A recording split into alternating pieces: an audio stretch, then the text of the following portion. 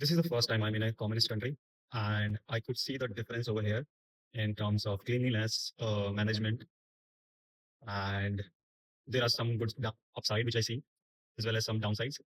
But this got me thinking for the first time I could compare like how a communist country look and how a democratic company look. Coming from a democracy, what I now feel like democracy is like slow moving tortoise, which will keep moving forward, but in a very slow pace. The benefit of that slow moving pace is that it is never going to be worst. Like it is never going to be go against something like which is totally bad for people, like average life or something like this, right? But it will also not exponentially go up because of its limiting factor.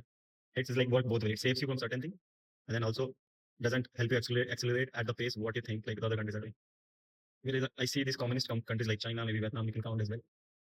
One thing is that if you have a really good leader, it could grow very exponentially, which is happening with China. Right now, they have a good leadership, maybe Putin or something like this. They're really growing really well. With democracy, is that everybody is equal vote. My vote is counted as one. Your vote is counted as one. Maybe you are more smarter than me and who understand the thing better, and you contribute to the Indian currency or country way more than what I do. You're the taxpayer or something. I'm not. So in this sale, you should have more value to your vote.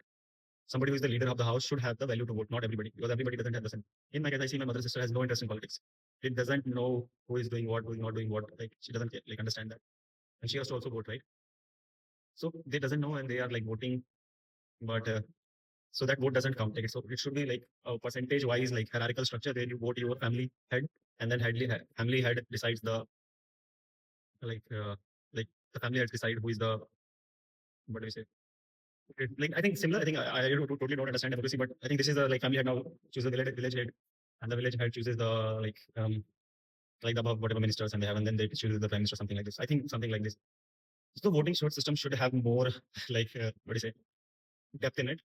And even though you have this depth, right, it becomes like a way to crack the exam. Like minister have understood it how to crack the exam instead of actually being genuine and nice and solving the problem. It's like you preparing for JEE. You don't understand stuff, you learn and memorize formulas and everything, and then you see the pattern of the previous paper and somewhere you put your maths to it and just try to figure it out the pattern and you do yourself.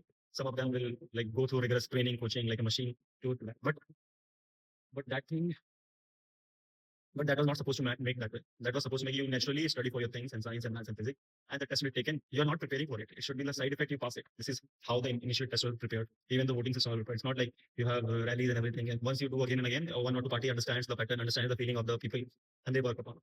So that is not how you choose it, your prime minister. That is a very bad way of choosing. So this is a pattern recognition election has become like a JEE exam, and that totally doesn't make sense. I have a few more ideas on this topic. I think the video is too long to explain that. So I hope you subscribe so that I will be adding more to this idea and so that you can watch that.